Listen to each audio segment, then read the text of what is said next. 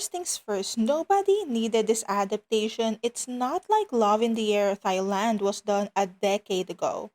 It's not even 3 years ago. We're not Disney to be making adaptations after adaptation. Now it's Love See Japan. But I heard it looks better. So there's that, I guess. The Love in the Air Japanese adaptation pretty much just followed the same exact storyline as the original from the racing scene at the start of the show and the flashback to how Payu and Rain met, or Arashi and Rei in the Japanese version. That being said, again, why do we need a reboot when it's going to follow the same exact storytelling style, similar dialogues to almost a T? If you're going to remake something that's barely 3 years old, you'd better be bringing something fresh to the table. A new perspective, a shift in tone, maybe even a different theme focus. But when you stick this close to the original, the only thing you're really changing is the language and the scenery. It's not like they made it better. Because the aesthetic of the show, it was a choice, and it's not a good one. I absolutely love Japanese series, and it's a missed opportunity that this show did not follow the same brand as your usual Japanese BLs. Japanese BL has a very distinct, often more artistic approach to filming and editing. The use of natural lighting, deliberate pacing, and those quiet moments that let emotions grow so organically. Imagine if they leaned into that. It would have been such a great contrast with the overproduced Thai version. They could have given us something more intimate, more grounded, and more cinematic. That kind of tonal shift would have made the exact same story feel brand new. Imagine Love in the Air with a touch of My Personal Weatherman, or even Cherry Magic, or even Love is a Poison, or the craziness of I became the lead in a BL drama. That blend of slightly over the top characters against the backdrop of mostly natural lighting, grounded sets, and those earthy muted tones Japanese BLs use so well. Japanese BLs thrive in quirky and eccentric charm that sometimes hit just a little bit too close to real life. And this dominant, bratty, submissive dynamic that Payu and Rain, well, Arashi and Rain, Arashi and Rei for the Japanese version have going is so yaoi coded. It would have been right at home in a Japanese BL setting. In Minato's laundromat, Shin, the younger guy, is a very dominant character. Yo from My Personal Weatherman is a very contrary submissive. And don't even get me started with the absolute chaos that is My Beautiful Man. But instead, we have actors straining to replicate the Thai version's performances, even the exact same delivery, but without the high gloss overproduced aesthetic that helps sell the Thai version. Without that heightened production style, the styles of acting they're trying to copy does not work. Can we all agree that the original Love in the Air is fucking cringy and tacky? The dialogue is so over the top and so inorganic, and the plot is pure chaos and absolute brain rot. It is worse than an unedited fanfic. And I've read fanfiction so much better than Love in the Air. It's so pretty to look at though, and it's so airbrushed that it works. Everything is so hyper stylized, you remove that sheen and filters, and you're just left with a cringe. The aesthetic and the style in the Japanese adaptation is so fucking criminal. How can you make Shoma Nagumo look so drab? Like that's an achievement. Not to mention Leo who played Kai, that man's a model. And by the way, I also watched him in Sugar Sugar Honey and he looks so cute in a chef uniform. So explain to me how he ends up looking like a background extra in his own fucking show. Asahi, who played Fuma, how is it not a crime that they did not showcase his beautiful curly hair in this show? And don't even get me started with the suits he wore in this fucking show. They're so ill fitting and not even in a fashionable way. And the biggest offense is Takoto's styling in this show. Ray, my baby boy, looks so much better and so much more polished in candid rehearsal videos than in the actual show. How does that even happen? How does your raw behind the scenes footage looks more expensive than your final product? Explain to me, how does a small YouTube production with a micro budget give us something as visually gorgeous as Secrets Happened on the Lychee Island, while a full staff studio armed with a whole wardrobe department, lighting crew, and post production team churns out whatever the hell this show is? Lychee Island has some of the most beautiful shots I've seen in BL in a while. They're so intentional in their choices. Every frame feels deliberate. It was an experience to watch that show. It's so visually pleasing. It's the kind of visual satisfaction that scratches a very specific itch. And let's not talk about the plot. The plot is absolute shite. We're not going to pretend that Lychee Island is perfect because the story irritates me to no end. But that's what I'm saying. When people say Love in the Air, Japan looks cheap, it's not even about the budget. It's obviously just because it lacks vision. There's no sense of aesthetic intent, no consideration of how the visuals could enhance the story. Then there's the characters. I have my own issues with Pete's take on Sky's character in the original Love in the Air, and I can make that topic its own video. I'm not even kidding. But I'm not going to dwell on that too much. I'll discuss it later. If I start on that, we'll be here all day. Let's just say I wish they had done more takes for some of his scenes and given him stronger direction and clearer guidance on Sky's characterization, but I digress. For me, Noel as Rain is what saved the original show. I love a lovable dumbass character. I have a weakness for them.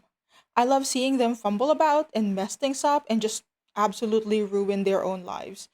He's messy, silly, frustrating, but also so endearing, and Noel just nailed that charm. In fact, Rain is exactly the kind of character I can imagine thriving in a Japanese BL. That slightly over the top ridiculousness, and I just wish that Takuto had been given more freedom in his interpretation of Rei, or he leaned more into that ridiculousness, because Rain is the one role in this story where an actor could really experiment and bring something fresh. Unlike Payu or Arashi, who is written as stoic, controlled, and brooding, Rain is simple and chaotic, so it's very flexible. I feel like all these actors has been kept in a box, trying to imitate the Thai version. And nowhere is that more painfully obvious than with Shoma as Arashi. Starting with that ridiculous half bun. Have you seen Shoma with his hair down naturally? He's fucking gorgeous. He is absolutely fucking gorgeous. Shoma does not need to cosplay boss. He needs to be just Shoma as Arashi. He could have taken the bones of Arashi's character, which is calm, composed, and dominant, and infuse it with his own natural charm. And that's the larger problem. This adaptation was obsessed with recreating the Thai version beat by beat. I think that the lack of artistic freedom, not only by the actors, but also by the whole production, is the show's downfall. Actors are also collaborators who bring their own instincts and creativity to a role. And in a remake, especially a cross cultural one, that freedom becomes even more important. What works in a Thai adaptation doesn't necessarily translate one to one into a Japanese BL. By forcing these actors to recreate choices that only made sense in the original production, the series boxed them into performances that feel stiff, awkward, and frankly devoid of life. Shoma already has a naturally brooding appeal to him. Imagine how much stronger the series would have been if the director had encouraged him to be more natural instead of trying to channel Boss. Shoma has beautiful eyes, but there's just no intensity behind those eyes in these scenes. Why is he more aggressive with Yuki in at 2500 in Akasaka? I just can't take him seriously here while he's trying to cosplay as Payu. The exact same thing applies to Asahi as Fuma. That playful, arrogant take on Propai's character is forth through and through. And Fuma trying to be that is just so painfully awkward to watch. I'm not saying that Ford is a particularly strong actor because he's not, and that's exactly the reason why Asahi as Fuma cannot replicate that character. because most of Propai's character is just Fort being himself. Lastly, Leo as Sky. Here we go. This is the take that would probably get me killed or worse, banned from a group chat. So if I don't post after this, you already know what happened. One of my mothers probably disposed of me and hid my body. So the handling of Kai's trauma is one of the biggest pressure points of Love in the Air. And the success of that is on how convincingly the actor can embody that pain. Sky struggled here. Yes, the character is written as someone who doesn't cry easily, who internalizes suffering, but not crying is not the same as not emoting. There are dozens of ways to portray suppressed grief, fear, or hurt. Even silence speaks volume. Instead, too often, Sky comes across looking constipated rather than devastated. And that flatness undercut the weight of his storyline, especially in moments that were supposed to break us. This is why I prefer Leo acting as Sky more than the original, even if Leo isn't exactly the strongest dramatic actor overall. His emotional responses felt more appropriately matched to the trauma heavy scenes, and that gave Kai's arc some justice that Sky never quite found. I would love to see Sky's character in the hands of a really good dramatic actor, like Kao Tong, or even Nanon, or even Top or Mick from Every You, Every Me, who can change themselves into different characters. Actors who have mastered the art of crying beautifully. These are the performers who can make you ache with them, who understand how to deliver an emotional catharsis. If Sky had been given that caliber of interpretation, his storyline could have been gut punching instead of uneven. Sky is the most emotionally loaded character in the show, and his trauma deserved an actor with the skill set to elevate it. Leo wasn't flawless, he's what we got. He at least gave us something closer to what the material needed. We're grieving for the idea of Sky, for the trauma we know he's endured, not necessarily for what's actually unfolding on the screen. The emotional impact comes from the context the script gave us rather than the performance itself. That's always been my problem with the second half of Love in the Air, because in stories where trauma is the central driver, you shouldn't have to rely on exposition or backstory alone to feel for the character. You should feel it in the actor's body language, their silences, their micro expressions. All these little nuances that make pain palpable without a single word. With Sky, we end up projecting our own sympathy onto him, filling in the emotional blanks ourselves, rather than being guided by the performance that makes us ache alongside him. And when that happens, the story loses some of its rawness. It becomes a tragedy in theory instead of tragedy in lived experience because there was nothing to see there. We're not moved because the performance breaks us, but because the script tells us we should be broken. That gap between what's written and what's delivered is exactly why Sky's arc feel less devastating than it should have been. A character like Sky, with the kind of trauma the story gives him, should leave the audience gutted, emotionally wrecked in the best possible way. Instead, what we got was just awkwardness. Scenes that should have left us crying came off stiff, almost uncomfortable to watch. An actor doesn't always need to cry.